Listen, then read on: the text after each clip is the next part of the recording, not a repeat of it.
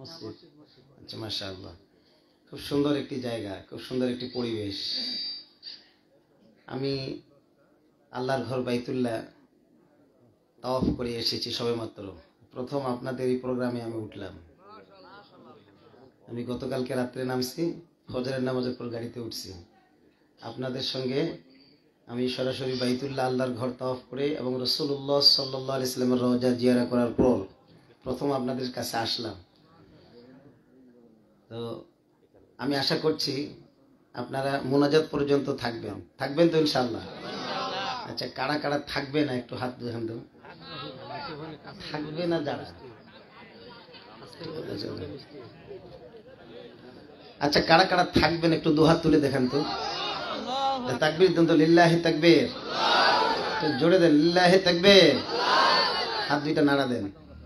থাকবেন তো সবাই? আল্লাহর ফেরেশতারা কিন্তু ক্যামেরা বন্দি করে নিয়েছে। এখন একটু কষ্ট দেয়, হাত নামান।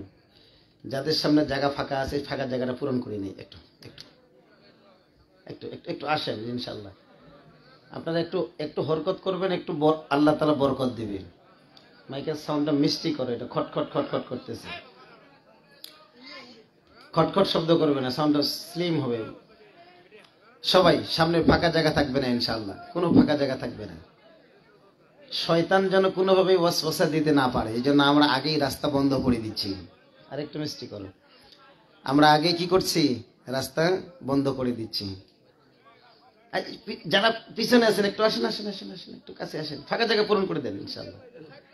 বাবাজিরা মন খারাপ করছেন, যে যারা উঠেন নাই মন খারাপ করছেন, মন খারাপ করিয়েন, একটু একটু আগে আসেন। হাদিসের মধ্যে আসছে মাঝখানে ফাঁকা জায়গা থাকলে শয়তান সেখানে বসে, এরপরে ওয়াসওয়াসা দেয়। আমাদের অন্তরে হেদায়েত যদি না ঢুকে, টিউবওয়েল পানি চাপতেছে কিন্তু কলসটা দূরে আছে, সারাদিন টিউবওয়েল চাপলে কলস কি পূর্ণ হবে? হবে না। এই জন্য ফাঁকা জায়গা থাকলে ভিতরে শয়তান কথা ঢুকতে দিবে না। একটু কষ্ট দিচ্ছি বাবাজিরা, একটু একটু। আলহামদুলিল্লাহিল আকরামিল্লাযী খালাকাল ইনসানা ওয়া কাররামা ওয়া আল্লামাহু মিনাল বায়ানি মা লাম ইয়ালাম। সাউন্ডটা ঠিক করো ভাই, এটা তো এমনি।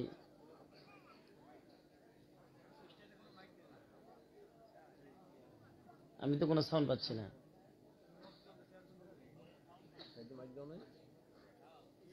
পিছনে হরেন দাও নেই আমার দিকে করে, তো দুইটা হরেন বাড়ায় দাও, সাউন্ড বাড়ায় দাও।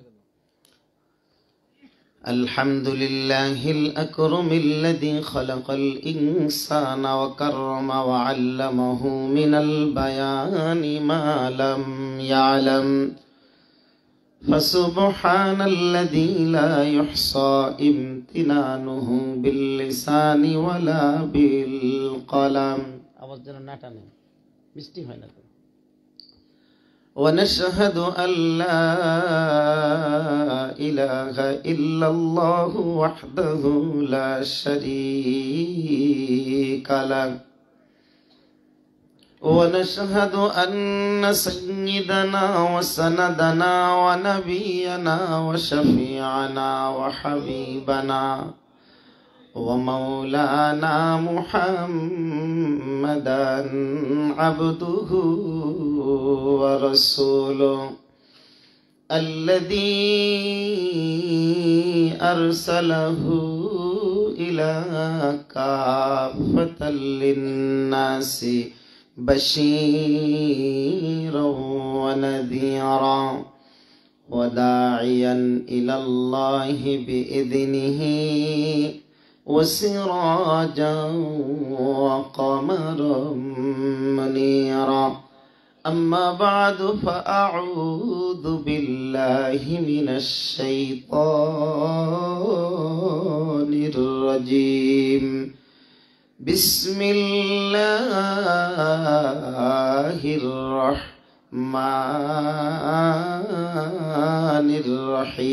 الرحيم. لقد كان لكم في رسول الله أسوة حسنة. وقال النبي الكريم সাল্লাল্লাহু আলাইহি ওয়াসাল্লাম মান আহাব্বা সুন্নতি ফাকাদ আহাব্বানি ওয়া মান আহাব্বানি কানা মাই ফিল জান্নাহ صدق الله المولانا العظيم وصدق رسوله النبي الأمي الكريم ونحن على ذلك من الشاهدين والشاكرين والحمد لله رب العالمين وقال الشاعر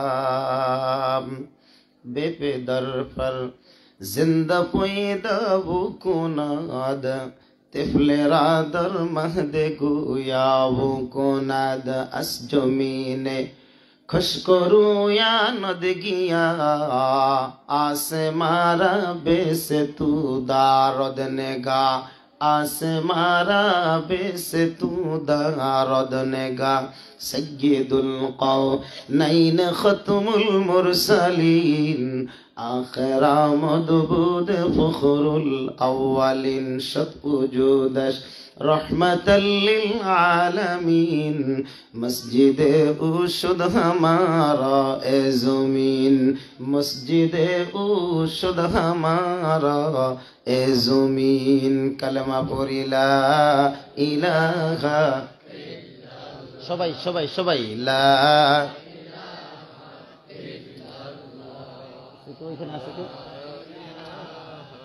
এখানে একটা যে বস্তা বা কিছু দিতে পারে ঠান্ডা করতেছে পায়ের নিচে মোহাব্বতে লা ইলাহা ইল্লাল্লাহ জোরে লা ইলাহা ইল্লাল্লাহ জোরে লা ইলাহা ওই যে বস্তা নিয়ে আসতে লা ইলাহা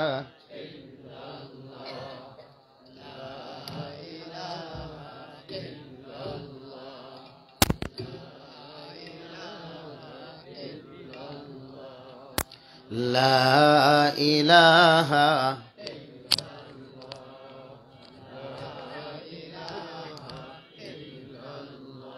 জোরে লা ইলাহা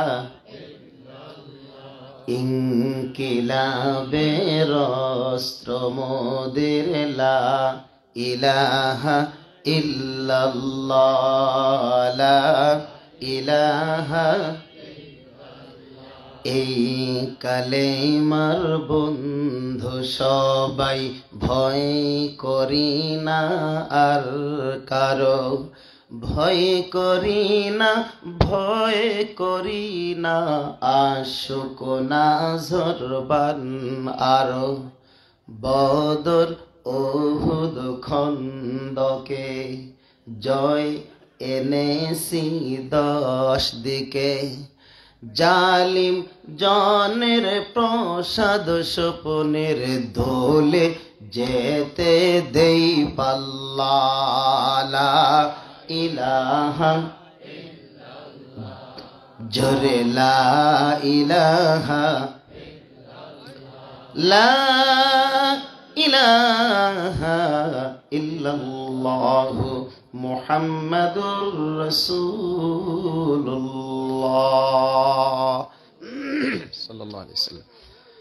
অধ্যকারী উত্তর সোনারবান বাইতুন নূর জামে মসজিদ ও যুব সমাজের উদ্যোগে ওয়াজ ও দোয়ার মাহফিলের সম্মানিত শ্রদ্ধাভাজন সভাপতি জনাব মোহাম্মদ আব্দুল মান্নান খা, বিশিষ্ট সমাজসেবক অত্র এলাকা, আলহামদুলিল্লাহ এলাকার একজন সম্মানিত গ্রহণযোগ্য শ্রদ্ধাভাজন পিতৃতুল্য মুরব্বীকে আমরা সভাপতির আসন অলঙ্কৃত দেখে যার পরনে খুশি হয়েছি, বলি আলহামদুলিল্লাহ। আমাদের এই আজকের এই গুরুত্বপূর্ণ ওয়াজ ও দোয়া মাহফিলের প্রধান মেহমান অর্থাৎ প্রধান অতিথির আসন অলঙ্কৃত করেছেন আমাদের পঞ্চগড়ের মাটি ও মানুষের গণমানুষের নেতা, ইসলামী আন্দোলন বাংলাদেশ পঞ্চগড় জেলা শাখার সম্মানিত সংগ্রামী সভাপতি জনাব আলহাজ মোহাম্মদ আব্দুল হাই দামাত বারকাতুহুমুল আলিয়া। আল্লাহ রাব্বুল আলামিন এরকম গুরুত্বপূর্ণ আসন অলঙ্কৃত করার কারণে দুনিয়া এবং আখিরাতে উভয় জাহানে কল্যাণ লাভ করার তৌফিক দান করুন, বলুন আল্লাহুম্মা আমিন। আমাদের এই জায়গার মধ্যে আমন্ত্রিত অনেক মেহমানবৃন্দ রয়েছেন, তার মধ্যে আমি আমার বন্ধু কারি মোহাম্মদ আবদুল্লাহ ভাইয়ের নামও দেখতেছি। এছাড়া আমাকে রিসিভ করেছেন লিয়াকত আলী ভাই। আমি অনেকগুলি নাম দেখতে পাচ্ছি, এতগুলি নাম আমি বলতে পারতেছি না সময় স্বল্পতার কারণে। যারা যারা মাহফিলের জন্য সময়, শ্রম, শক্তি, মেধা, বুদ্ধি এবং দোয়া দিয়ে সহযোগিতা করেছেন, আমার মনে হয় প্রত্যেকেরই নাম এখানে চমৎকারভাবে উপস্থাপন করা হয়েছে। প্রত্যেককে মাহফিলের এবং আমার পক্ষ থেকে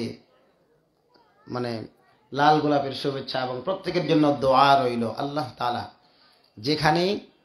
যেখানেই চলবে যাত্রা, যেখানেই চলবে গানের আসর, সবগুলো ভেঙে দিয়ে এইরকম এই যে যুবকরা, এই যে এলাকার সম্মানিত ব্যক্তিরা পোস্টারের মধ্যে যাদের নাম এসেছে, তার মানে সকলেই কোরআনের প্যান্ডেলের জন্য, কোরআনের জন্য চেষ্টা মেহনত করেছে। আল্লাহ তাআলা এই পোস্টারে যত নাম আছে সকলকে কবুল করুন, আল্লাহুম্মা আমিন। আমার আগে কথা বলেছেন পঞ্চগড়ের কৃতি সন্তান, আমার শ্রদ্ধাভাজন ছোট ভাই হলো আমি, আমার বড় ভাইয়ের নাম মুফতি আব্দুল কাদের রহমানী। সেই হিসেবে আমি আব্দুল কাদের ভাইকে ভাই হিসেবে ডাকি, যদিও আমার বয়স অনেক ছোট, তবে আলোচনায় অনেক ভালো এবং পঞ্চগড়ের ভিতরে সকলের সুপরিচিত ব্যক্তিত্ব। আব্দুল কাদের পঞ্চগড়ি তিনি কথা বলেছেন। এছাড়াও কথা বলেছেন মাওলানা আব্দুর রশিদ খান, আপনাদের এলাকার সুপরিচিত ব্যক্তিত্ব। এছাড়াও আমার আগে কথা বলেছেন মুফতি আরশাদ ইদ্রিস রহমানী রংপুরি, চমৎকার আলোচনা করেছেন আলহামদুলিল্লাহ। প্রত্যেককে আল্লাহ তাআলা জাযায়ে খায়ের দান করুন, আল্লাহুম্মা আমিন। সম্মানিত উপস্থিতি, আমার সামনে উপবিষ্ট দিনদার পরহেজগার মুত্তাকি ভাই এবং পর্দার অন্তরালে মা ও বোনেরা, আল্লাহ তাআলা এই কনকনে শীতের মধ্যে আমাদেরকে, আমি তো সৌদি থেকে এসেছি, ওইখানে প্রচণ্ড এর তুলনায় অনেক গরম, এমনিতেই 29, 30, 31 ডিগ্রি সেলসিয়াস তাপমাত্রা থাকে শীতের সময়ও। সেই তুলনায় এখানে আজকে গতকালকে রাত্রিবেলায় আমি বিমান থেকে নামার পরে শুনলাম এখানে 9 ডিগ্রি সেলসিয়াস তাপমাত্রা, কখনো 12 ডিগ্রি।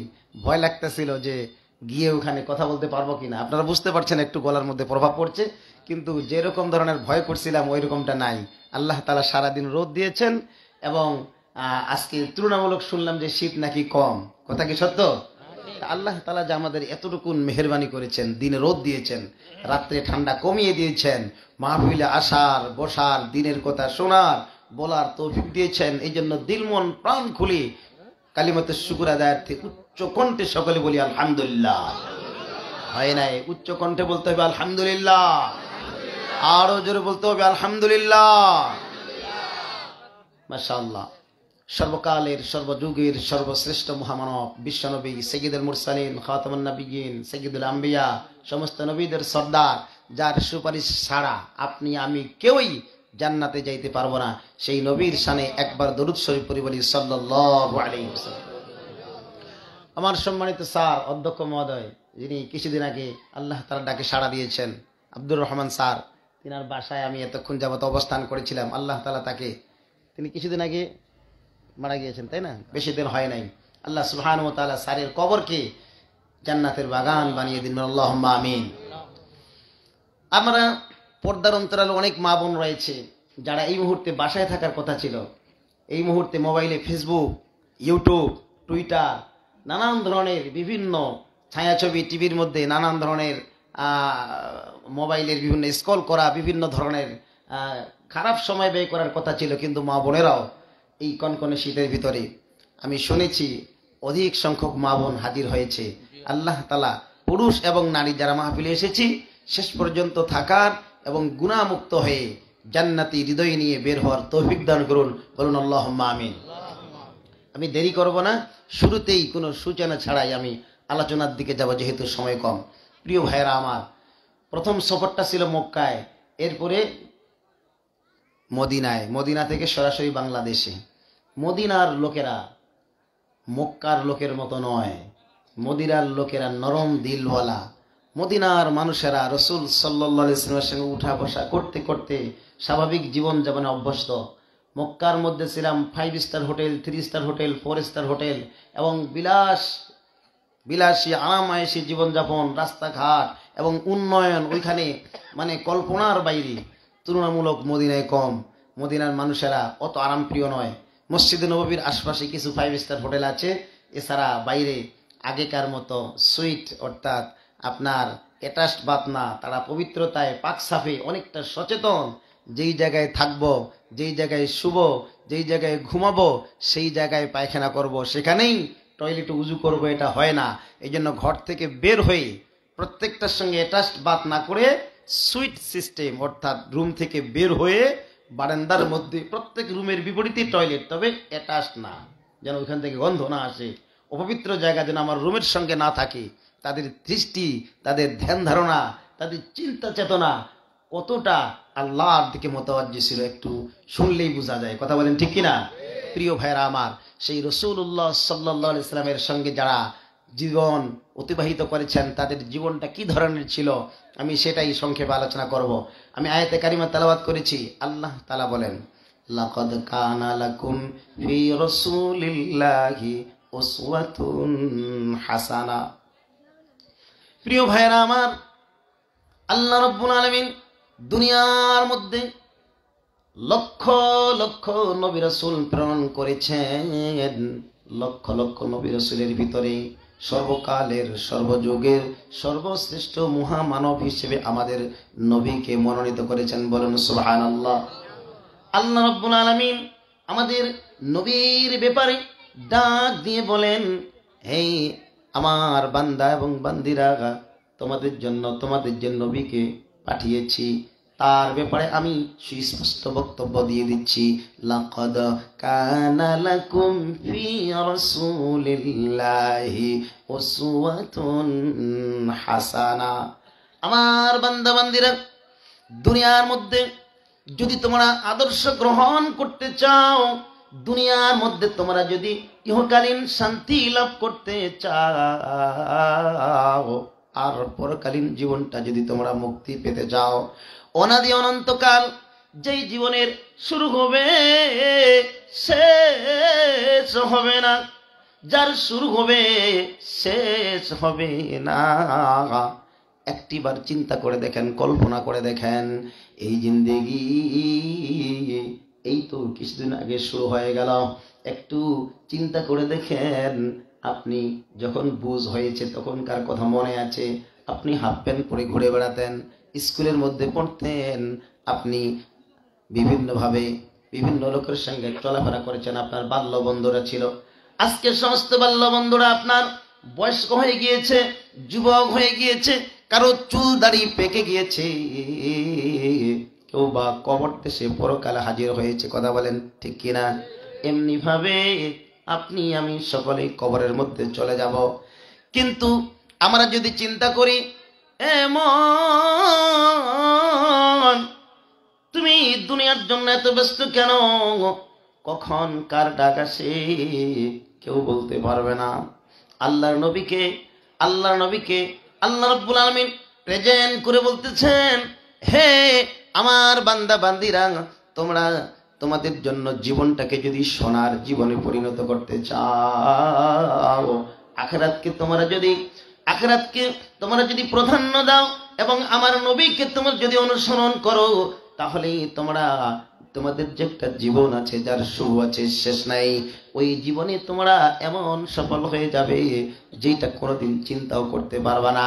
কিন্তু যদি তোমরা ওই আমার যে নবী, আমার যে শ্রেষ্ঠ নবী, আমি যেই নবীকে তোমাদের জন্য অনুকরণীয় করেছি, ওই নবীর যদি অনুকরণ না করো, ওই যে জিন্দেগিটা শুরু হবে তার শেষ হবে না। গোটা জিন্দেগি হাজার হাজার নয়, লক্ষ কোটি বছর নয়, অনাদি অনন্তকাল শুধু জাহান্নামের মধ্যে জ্বলতেই হবে। বাবাজিরা বলেন তো, জাহান্নামের আগুন সহ্য করার ক্ষমতা আমাদের আছে নাকি? আছে? বাদশার ছেলে বনের মধ্যে গেছে ঘুরতে, বাদশার মেয়ে ঘুরতে রাস্তা হারিয়ে ফেলার কারণে কি করবে? যেদিকে যায় সেদিকেই ভয় খায়। বিকালবেলা হারিয়েছে, রাস্তা খুঁজতে খুঁজতে সন্ধ্যা হয়ে গিয়েছে। সন্ধ্যার পর অন্ধকার নেমে এসেছে। বাদশার মেয়ে খুবই সুন্দরী, উঠতি বয়সের 17-18 বছর বয়স। যে কোনো যুবক দেখলেই বাঘ যেমন হরিণের উপরে লাফিয়ে পড়ে, ওই রকম একটা অবস্থা হওয়ার মতো উপক্রম। এমন সময় বাদশার সুন্দরী মেয়ে রাস্তা খুঁজতে খুঁজতে খুঁজতে খুঁজতে হঠাৎ করে দেখে জঙ্গলের মধ্যে একটা আগুন, আগুনের মধ্যে বাতি জ্বলে। প্রিয় ভাইয়েরা আমার, মা জননী একটু কথাবার্তা বন্ধ করে দিয়ে পর্দার অন্তরাল থেকে মনোযোগ দিয়ে শোনো রে মা, তোমার জীবনটাও সোনার জীবনে পরিণত হতে পারে। হে যুবক ভাইয়েরা এবং বৃদ্ধ বাবাজিরা, এখনো জীবনটা পাল্টে যাওয়ার সম্ভাবনা আছে। সামান্য কথার মধ্যে কার কখন ভুল ভেঙে যায় আল্লাহ ভালো জানে।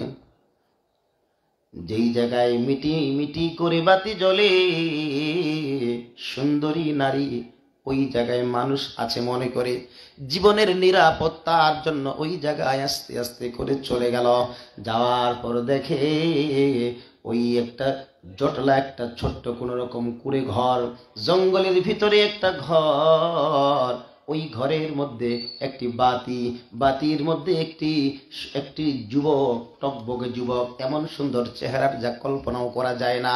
ওই যুবক ওই ঘরের মধ্যে বসে বসে, ওই ঝুপড়ির মধ্যে বসে বসে আল্লাহর জিকির করে, কখনো কোরআন তেলাওয়াত করে, কখনো মুরাকাবা করে। ওই সুন্দরী বাচ্চার মেয়ে চাটির কানা দিয়ে, বেড়ার কানা দিয়ে, উকি দিয়ে যখন এই দৃশ্য দেখল, তখন তার মধ্যে একটা সৎ সাহস হলো, আমার তো বাঘের ভয় আছে, হিংস্র প্রাণীর ভয় আছে, কিন্তু আমি যদি এই ঘরের মধ্যে এই যুবকের আশ্রয় চাই, আমার মনে হয় জীবনের নিরাপত্তার জন্য আল্লাহ এটা একটা বিশেষ আমার ব্যবস্থা রেখেছে। না হলে এই গভীর অন্ধকারে জঙ্গলের হিংস্র প্রাণীর আক্রমণে আমার জীবন হয়তো শেষ হয়ে যাবে। এজন্য ভদ্র মহিলা, বাদশার মেয়ে, সুন্দরী মেয়ে আস্তে করে দরজার মধ্যে ঠোকা দিয়ে দিল। যুবক চমকে উঠল। এই গভীর রজনীতে, বনের রজনী মানে কি, কিচ্ছু দেখা যায় না, এত অন্ধকার। এখানে কে ঠক ঠক করে বাইরের থেকে মিষ্টি নরম কণ্ঠে আওয়াজ, আমি একজন রূপসী সুন্দরী বাদশার মেয়ে, আমি এই জায়গায় ভুল করে রাস্তা হারিয়ে ফেলে কুল কিনারা না পেয়ে এই ঘরের মধ্যে এসেছি। যুবক, আল্লাহর ওয়াস্তে একটু অনুরোধ করে প্রাণটা ভিক্ষা চাই, আমাকে ঘরের মধ্যে ঢুকতে দাও, একটু আশ্রয় দাও। আমি আর চলতে পারি না, আমি আর হাঁটতে পারি না, আমি আর কষ্ট করে আর কোথাও যাইতে পারি না, আর আমার কোনো শক্তি নাই, আমি তোমার কাছে একটু আমার জীবনটা আশ্রয় চাই। যুবক দরজা খুলে দিল, যেহেতু বিপদের মধ্যে পড়েছে, মানুষের উপকার করতে হবে। খোলার পরে যুবক আশ্চর্য হয়ে গেল, কি রে এত সুন্দরী নারী, দেখলে তো মাথায় নষ্ট, নিজেও আবার যুবক, কিন্তু এই যুবক হলো একজন দরবেশ আল্লাহওয়ালা। বলেন সুবহানাল্লাহ। আল্লাহ মিলাই দিয়েছে নাকি?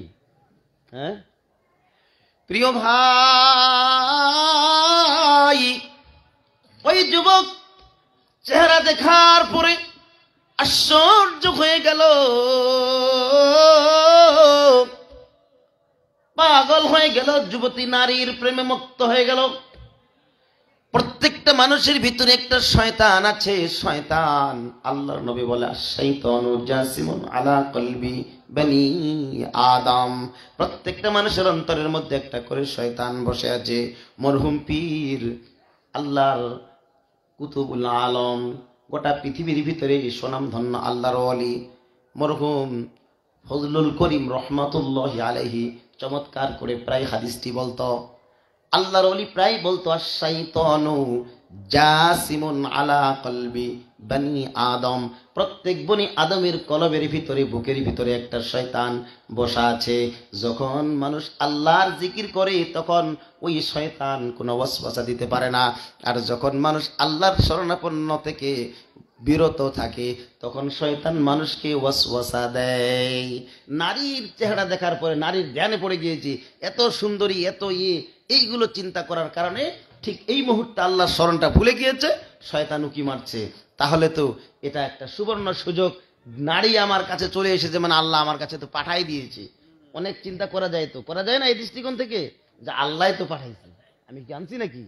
ঠিক না? প্রিয় ভাই, ওই নারী তাকে বলল, যুবক আমি আর দাঁড়িয়ে থাকতে পারি না, বসেও থাকতে পারি না, তোমার এই ছোট্ট সুপ্রিয়ের মধ্যে, ছোট্ট এই ঘরের মধ্যে আমি একটা ছোট্ট চৌকি দেখতে পাচ্ছি যেখানে একজন ছাড়া দুইজন শোয়া যায় না। যুবক আমি আর পারি না, আমি কি একটু শুইতে পারি? আল্লাহু আকবার। আমি কি একটু শুইতে পারি? এইবার যুবক বলে, অবশ্যই অবশ্যই আপনি শুইতে পারবেন। আরে এতক্ষণ তো দাঁড়িয়েছিলেন, বসেছিলেন, শুইলে তো আরো ভালো। কথা বলেন ঠিক কিনা? প্রিয় ভাই আমার, পদ্মার অন্তরালে মা বোনেরা মনোযোগ দিয়ে শুনুন। যুবক বলল, অবশ্যই বোন তুমি শুইতে পারবে, শোয়ার মধ্যে কোনো ধরনের নিষেধ নাই, বিধি নিষেধ নাই, শুয়ে যাও। শুয়ে গেল। যুবকের হঠাৎ করে মনে পড়ল, আমি তো একজন আল্লাহওয়ালা, আমি একজন জাকিরিন, আমি একজন শাকিরিন, আমি একজন আল্লাহ জিকির করনেওয়ালা, আমি একজন আল্লাহর শুকুর গুজারওয়ালা ব্যক্তি। কাজেই আমার আল্লাহ থেকে বিমুখ হওয়া ঠিক না। যুবক জিকির করা শুরু করে দিয়ে দিল, যেন শয়তান তার কাছ থেকে দূর হয়ে চলে যায়। মহিলা মনে করলো যুবক কোন দরবেশ হবে, এই জন্য আমার দিকে তাকায় না। তবে মহিলা যেহেতু ওই বাদশার মেয়ে ছিল, অনিন্দা সুন্দরী ছিল, তার অন্তরের মধ্যে ভয় ছিল যে কোনো সময় যুবক তার উপরে হামলে পড়তে পারে। এরপরেও তার এই সাহসটা ছিল যে আমার উপর হামলে পড়বে না। সে যেহেতু একজন দেখতে আল্লাহওয়ালা, যদিও বা পরেও যায়, কিন্তু এরপরেও তো আমার জীবন যাবে না, বাইরে থাকলে কিন্তু আমার জীবন শেষ হয়ে যাবে। কথা বলেন ঠিক কিনা? এই মনে করে ভদ্র মহিলা বাদশার মেয়ে ভিতরে শুয়ে আছে। এমন সময় ওই যুবকের মধ্যে শয়তান আবার চলে আসলো। শয়তান এসেও কি দিল, এই সুবর্ণ সুযোগটা হাতছাড়া করা যায় না। তুমি তো তার উপকারই করছো, ফাঁকে একটু তোমার মন জয় করলে সমস্যাটা কি? তখন তার সামনে যে বাতি জ্বলতেছিল, ওই যুবক চিন্তা করলো, আরে মন, তুই আমারে জাহান্নামে দেওয়ার জন্য এত চেষ্টা করো, কাজে আমি আগে একটু টেস্ট করে নাই, আমি আগে একটু পরীক্ষা করে নেই। যদি এই নারীর সঙ্গে আমি এখন আমার মনোবাসনা পূরণ করার জন্য, তার সতীত্ব হরণের জন্য আমি চেষ্টা করি, তাহলে তো আমাকে জাহান্নামে যাওয়া লাগবে। বলেন যাইতে হবে কিনা? এ মন, আগে একটু তোমার পরীক্ষা করে নেই। ওই যুবক আল্লাহওয়ালা, তার সামনে যে মোমের বাতি জ্বলতেছিল, ওই মোমের বাতির মধ্যে আগুনের মধ্যে হাতের একটা আঙ্গুল লাগাইল। এই জন্য যুবক, তোমার যে শয়তান নফস ওই নারীর সতীত্ব হরণের জন্য নিয়ত করছে, তুমি যদি তা বাস্তবায়ন করো, আগামীকালকে তোমার মৃত্যু হলে, রাতেই তোমার মৃত্যু হলে তোমার জাহান্নাম যাওয়া লাগবে। জাহান্নামের শাস্তি কত কঠিন, জাহান্নামের শাস্তি কত ভয়ানক, ওইটা সহ্য করার জন্য তুমি আগে আঙ্গুল দিয়ে তোমার ওই যে মোমবাতির আগুনের মধ্যে আঙ্গুলটা একটু পুড়ে টেস্ট করে দেখো।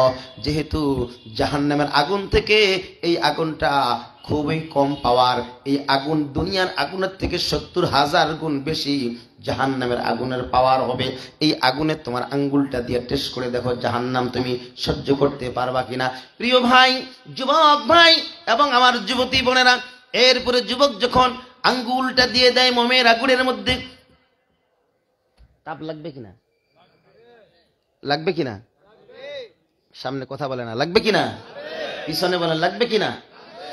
সামান্য 2-1 সেকেন্ড যাওয়ার পরে সাথে সাথে তার আঙ্গুলের মধ্যে পুড়ে যাওয়া শুরু হয়েছে, গোস্ত পুড়ে যাওয়া শুরু হয়েছে।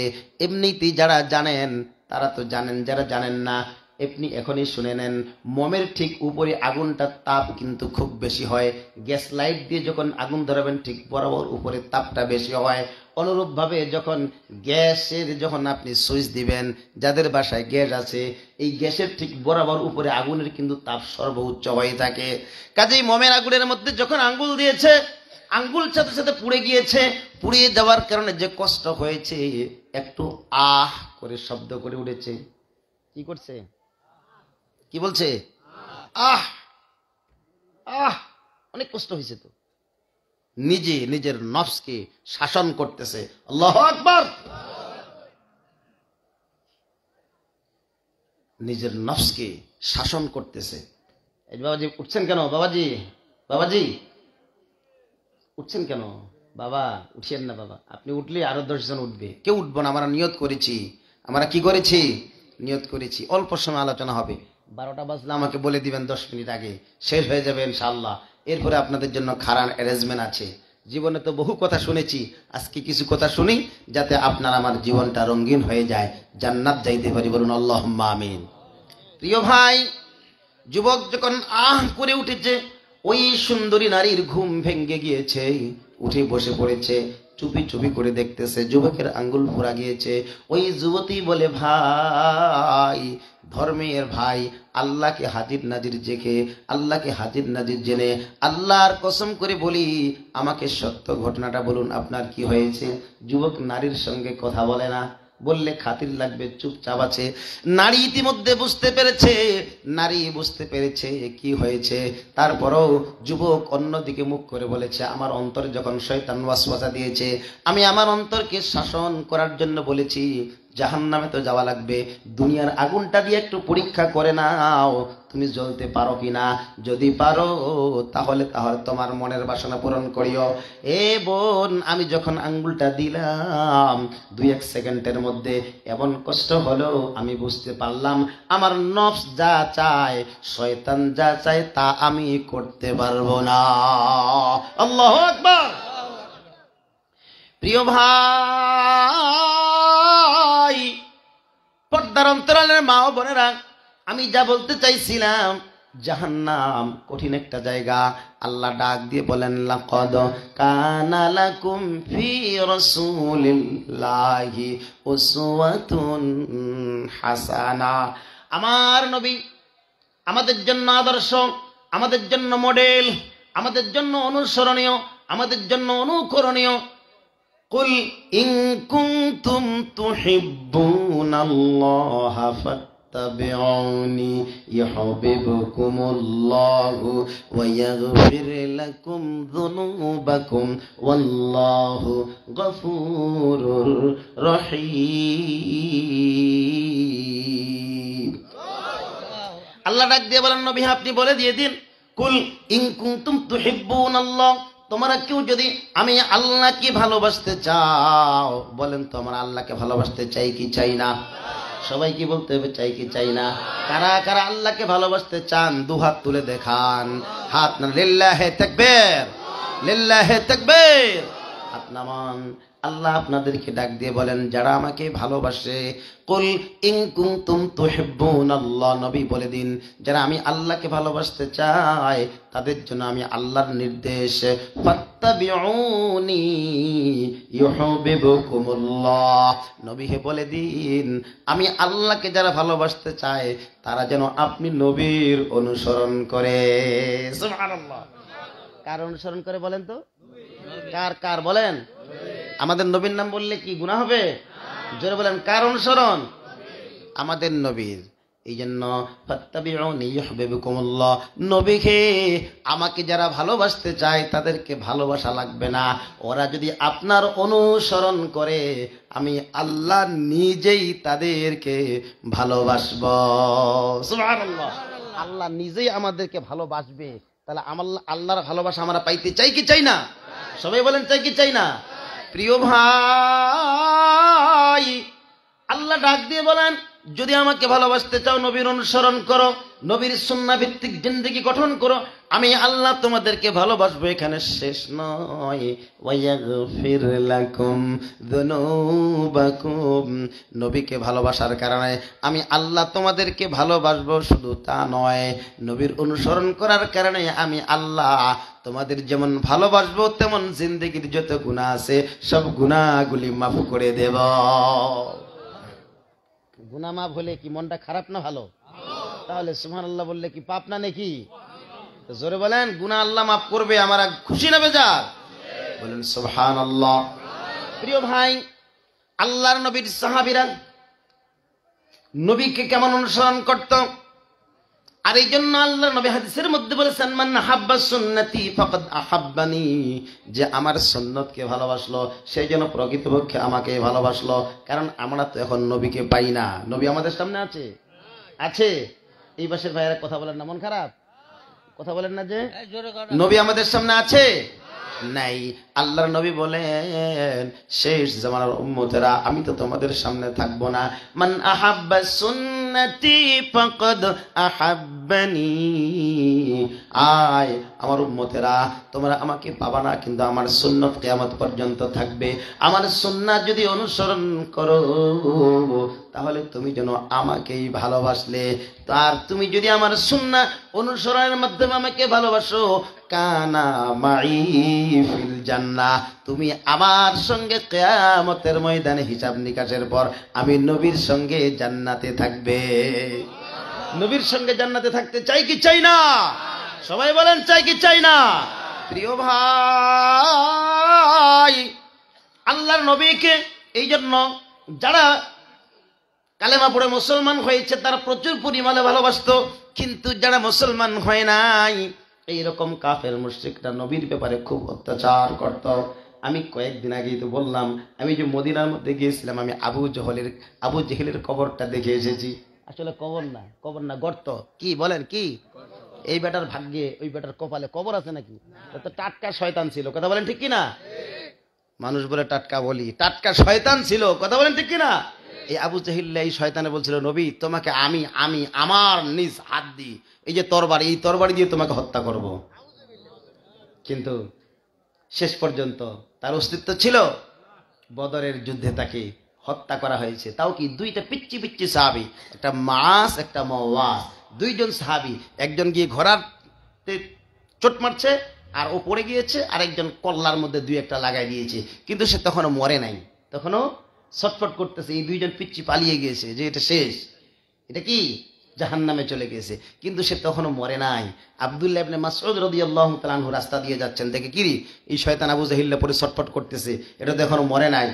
আবু জেহেলের একবারে বুকের মধ্যে গিয়ে বসছে। কোথায় বসছে? কে বসছে? আব্দুল্লাহ ইবনে মাসউদ রাদিয়াল্লাহু তাআলা আনহু। ইনি সেই সাহাবী, প্রথম যখন সূরা রহমান নাজিল হয় নবী বলেছেন পাহাড়ের উপরে শোনাতে হবে। কে রাজি আছো? একজন সাহাবী রাজি হয় না। পাশে বসে আছে আবু বকর, ওমর, উসমান, আলী, বড় বড় সাহাবীরা। পাহাড়ের উপরে গিয়ে পড়তে হবে সূরা রহমান, কাফের মুশরিকদেরকে শোনাইতে হবে। এই সাহস কেউ করে না। এই জন্য ওইখানে গিয়ে যদি তেলাওয়াত করে তাহলে আর অস্তিত্ব থাকবে না।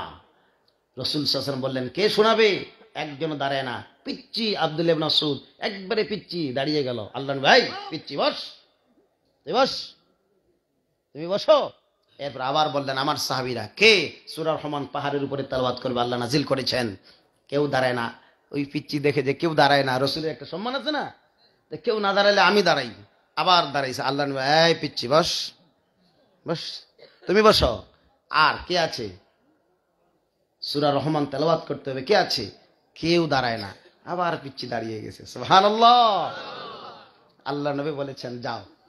কেউ যেহেতু সাহস করে না, যাও। পাহাড়ের উপর গেছে, তেলাওয়াত করছে, এমন সুমধুর তেলাওয়াত, সমস্ত কাফের মুশরিকরা যে যেখানে দাঁড়িয়ে আছে সে সেখান থেকে তেলাওয়াত শুনতেছে। এই শয়তান আবু জেহেল যখন শুনে, কিরে কোরআনের তেলাওয়াত তাও পাহাড়ের উপরে সবাই শুনতেছে, দাঙ্গা বাহিনী, বিশেষ বাহিনী, যেমন স্বৈর শাসকের বিশেষ দাঙ্গা বাহিনী ছিল, লুটতরাজ, খুন খারাপ, চুরি, জানা, ব্যভিচার, ধর্ষণ, 17টা বছর গোটা দেশকে তছনছ করেছিল। কথা বলেন ঠিক কিনা? এই রকম ধরনের আবু জেহিল্লারও একটা দাঙ্গা বাহিনী ছিল। আবু জেহিল্লা বলল, তাড়াতাড়ি যাও, ওইটারে থামাই দাও। এই দাঙ্গা বাহিনী আসে, দেখে হাজার হাজার কাফের মুশরিক মনোযোগ দিয়ে সূরা রহমান শ্রবণ করতেছে। এরা মনে করে সবাই যেহেতু শুনতেছে, এত মনোমুগ্ধকর তেলাওয়াত, এত সুন্দর অমীয় সুধাময় বাণী, আমরাও কিছুক্ষণ শুনি। বলেন সুবহানাল্লাহ। বিশেষ ফোর্স এটাও শুনতেছে। আবু জেহিল্লা কয়, কিরে, পাঠাইলাম এক দলকে, বিশেষ দাঙ্গা বাহিনী, এটাও কিছু করতে পারলো না, এখনো তেলাওয়াত হয়। আরেকটা বাহিনী পাঠাইছি, এটা আরো ফোর্সের বাহিনী, এটা র‍্যাব, যাবে আর গুলি করবে, কোনো কথা নাই, বিরোধী দলীয় হলে হইল, হ্যাঁ, শুধু মারো, ধরো আর মারো। শেষ পর্যন্ত 5 আগস্ট আমাদেরও কিন্তু এরকম নির্দেশনা ছিল, ছাত্র পাইলে ধরো আর গুলি করো। লাশের উপর লাশ পড়েছে, এরপরও বাংলার মানুষ স্বাধীনতা ছিনিয়ে এনেছে। কথা বলেন ঠিক কিনা? আবু জেহিল্লা কিন্তু এই একই গ্রুপের ছিল, ওইখান থেকেই তেরা ওই উত্তরসূরি ছিল, যার কারণে তাদের এই অবস্থা, করুণ অবস্থা। বাংলার জমিনে আমরা ইসলামী হুকুমত প্রতিষ্ঠা দেখতে চাই। কথা বলেন ঠিক কিনা? এই জন্য যে সমস্ত ইসলামী দলগুলি ঐক্যবদ্ধের জন্য চেষ্টা করতেছে, ইসলামী আন্দোলন বাংলাদেশ, খেলাফত মজলিস, জমিয়ত উলামায়ে ইসলাম, জামাত ইসলামী সহ বিভিন্ন ইসলামী দলগুলো আল্লাহ একত্রিত করে দিয়ে দেন, বাংলার জমিনে ইসলামী হুকুমত প্রতিষ্ঠা করে দেন। বলুন আল্লাহুম্মা আমিন। প্রিয় ভাই, আব্দুল্লাহ ইবনে মাসউদ রাদিয়াল্লাহু তাআলা আনহু সূরা ইয়াসিন তেলাওয়াত করতেছেন। আবু জেহেল আরেকটা বিশেষ বাহিনীকে পাঠালো, শেষ করে দিয়ে দাও, যাও, একেবারে বন্ধ করে দিয়ে দিবা। এই বাহিনীও চলে আসলো, আসি দেখে হাজার হাজার মানুষ সূরা রহমান তেলাওয়াত শ্রবণ করতেছে। এত মজার তেলাওয়াত কখনো শুনতে পারি না, সবাই যেহেতু শুনতেছে, পরিবেশ আছে, আমরাও শুনে নেই। সুবহানাল্লাহ। এইবার বড় জেহিল্লা শয়তান কয়, সব বাহিনীর শেষ, কেউ বন্ধ করতে পারলো না, নিজেই চলে আসছে। আসে দেখে সবগুলো মনোযোগ দিয়ে সূরা রহমান শুনে, মেজাজ গরম, সামনে চলে গেছে। যায় আব্দুল্লাহ ইবনে মাসউদ তো ছোট সাহাবী, ধরছে এইভাবে, কল্লাটা ধরে এক গালের মধ্যে একটা এমন থাপড় দিয়েছে, কানের তালিয়া ফাটে গিয়েছে। আল্লাহু আকবার। আব্দুল্লাহ ইবনে মাসউদ কানের তালিয়াটা চিপে ধরছে, ফেটে যাচ্ছে, এটা পড়ে যাচ্ছে, রক্ত পিনকি দিয়ে বের হয়েছে। তারপরেও কোরআনের তেলাওয়াত করতেছে। সুবহানাল্লাহ। যে ইসলাম এত কষ্ট করে এসেছে, এই ইসলামের জন্য, দিনের জন্য একটু সামান্য কথা শুনবো, কষ্ট হয়? কষ্ট হয়। আপনারা যদি এরকম জিহাদের ময়দানে থাকতেন, কষ্ট হতো না? সেই জায়গায় আমরা শুধু একটু শুনবো, তা উপরে সামিয়ানা, নিচে বসার ব্যবস্থা, এরপরেও যদি কেউ এই মাহফিল থেকে চলে যায়, ওর কি হাসর নাসর রাসূলের সাহাবীর সঙ্গে হবে না আবু জেহেলের সঙ্গেই হবে? এই জন্য শেষ পর্যন্ত থাকবো ইনশাআল্লাহ। সংক্ষেপে কথা শেষ করে দিচ্ছি। প্রিয় ভাই, আব্দুল্লাহ ইবনে মাসউদ একটা কান চিপে ধরে কোরআনের তেলাওয়াত করতেছে।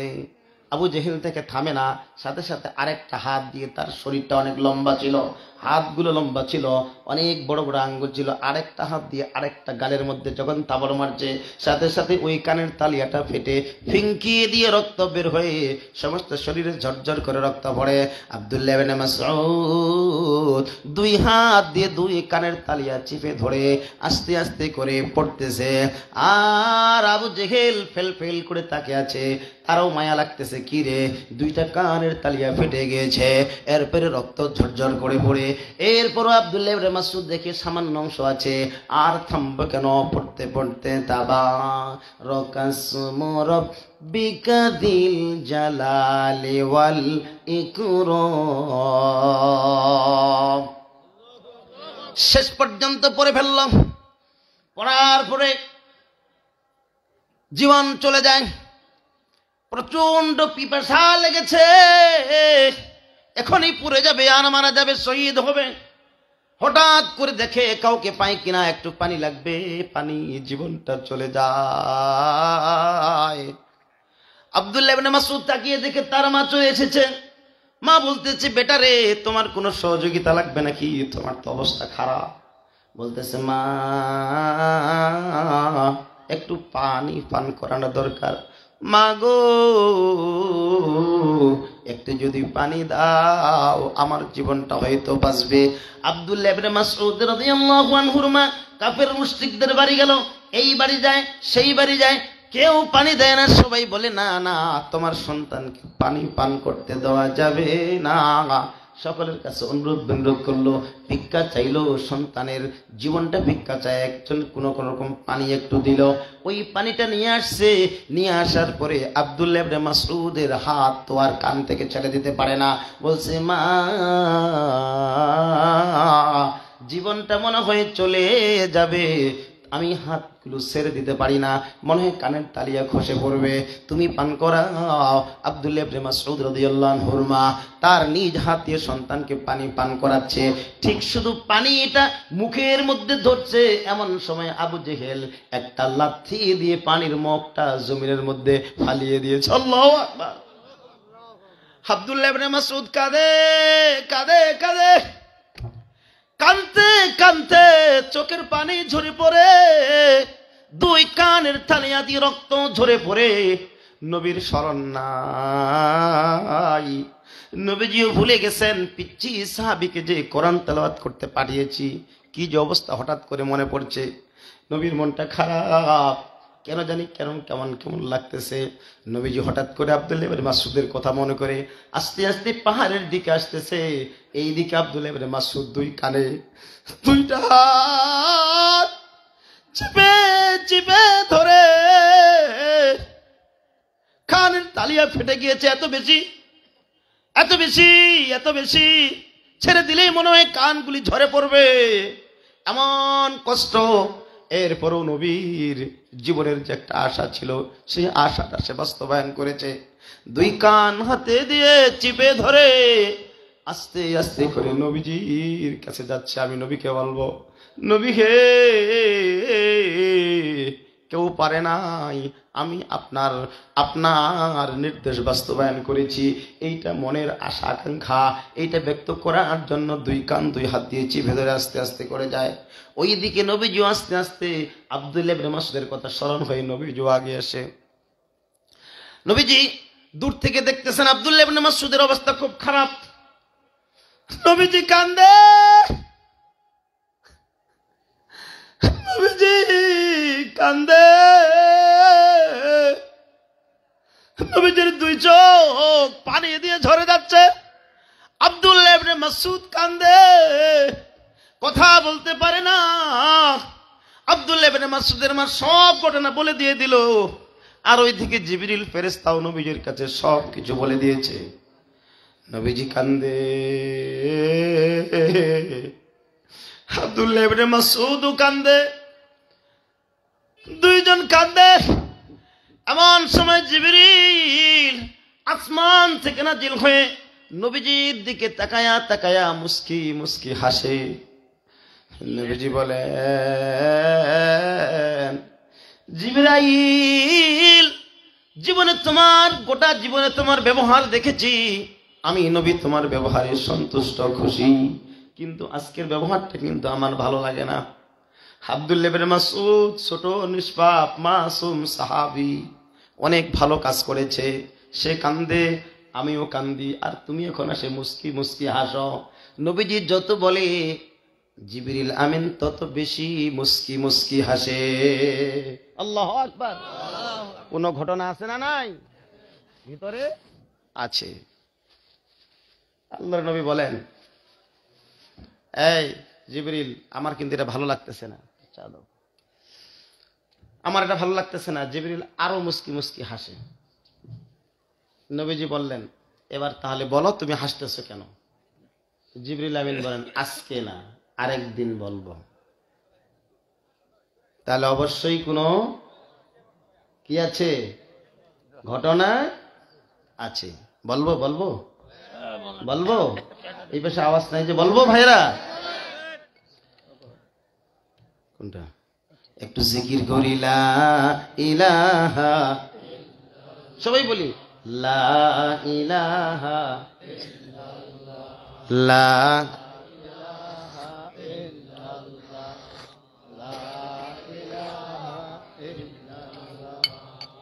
লা ইলাহা ইল্লাল্লাহু মুহাম্মাদুর রাসূলুল্লাহ।